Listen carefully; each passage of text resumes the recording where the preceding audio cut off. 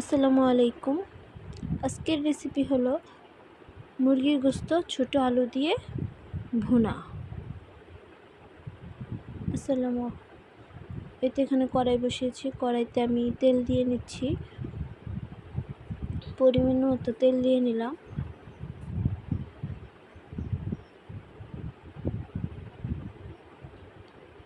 কড়াইয়ের চারপাশে তেলটাকে একটু ছড়িয়ে দিলাম। পেঁয়াজ কুচি দিয়ে দিচ্ছি।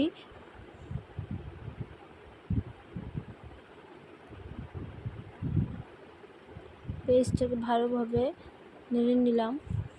লাল লাল করে ভেজে নেবে। পেঁয়াজটা ভালোভাবে ভাজতে হবে, নাহলে তরকারিতে একটা কাঁচা পেঁয়াজের গন্ধ থেকে যাবে।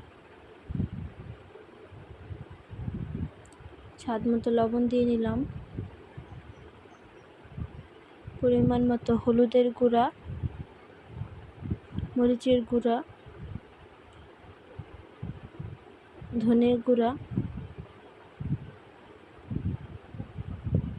জিরা গুঁড়া,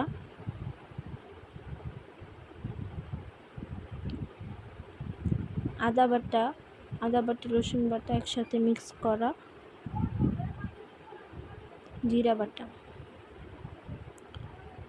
এখন মশলাটাকে ভালোভাবে কষিয়ে নিতে হবে। তরকারি যতটা কষানো যাবে ততই মজা। মিডিয়ামে আঁচে রেখে মশলাটাকে ভালোভাবে কষাতে হবে। ফুল আঁচে দিলে মশলাটা পুড়ে যেতে পারে, তাহলে একটা পোড়া পোড়া গন্ধ হয়ে যাবে। এখন আমি পরিমাণ মতো পানি দিয়ে নিলাম ভালোভাবে কষানোর জন্য। ভালোভাবে নেড়ে আশেপাশে যা আছে ভালোভাবে নেড়ে দিলাম।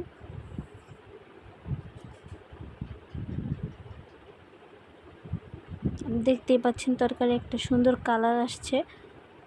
যতটুকু ধোয়ার জন্য আপনারা হয়তো দেখতে পাচ্ছেন না, কিন্তু একটা সুন্দর কালার আসছে তরকারির মধ্যে।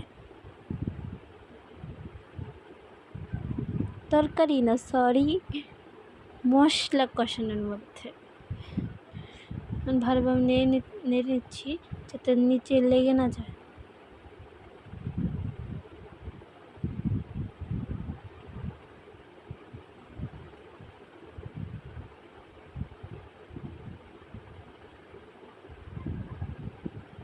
এখন ধুয়ে রাখা আলু ও মুরগির গোশতগুলো দিয়ে দিলাম। ভালোভাবে নেড়ে নিচ্ছি।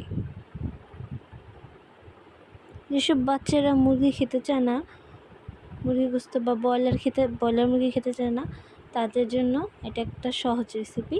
চেটেপুটে খাবে হাত। এখন কিছুক্ষণের জন্য ঢেকে দিলাম। ফিরে আসছি কিছুক্ষণ পরে ফিরে আসলাম। এখন তরকারিটাকে উঠিয়ে দুটো কাঁচামরিচ দিয়ে দিলাম ঘ্রাণের জন্য।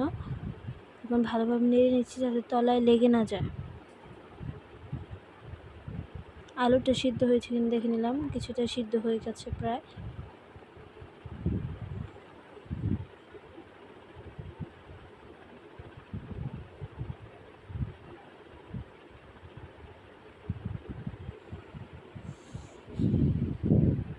এখন আর ঢাকনা দিয়ে ঢাকতে হবে না, কিছুক্ষণ রেখে ঢাকনা দিয়ে ঢেকে দেবো।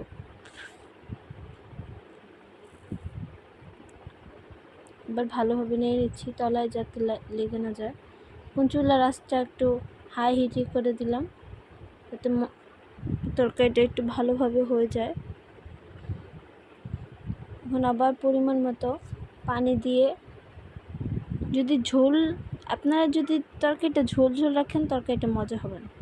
এই তরকারির মজাই হলো শুকনো ভুনার মজা। এখন জাল দিয়ে নিলাম।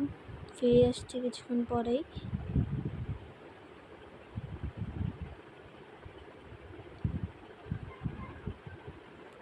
এখন দেখুন তরকারিটা ভালোভাবে বলক এসে গেছে আর কালারটাও খুব সুন্দর আসছে। এখন ভালোভাবে নেড়ে নিচ্ছি।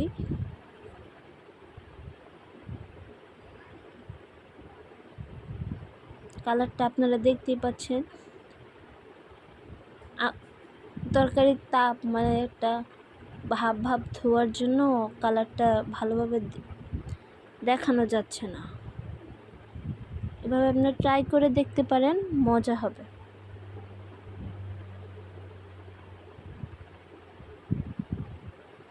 ভালোভাবে নিয়ে নিচ্ছি, কিছুক্ষণ পরে তরকারিটা নামিয়ে নেব।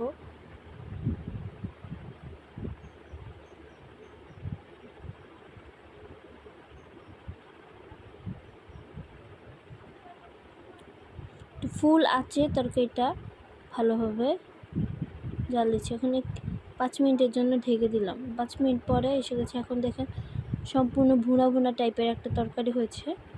এই তো শেষ। এখন আমরা তরকারিটাকে নামিয়ে নেব। নামানোর পর আপনাদের দেখাচ্ছি।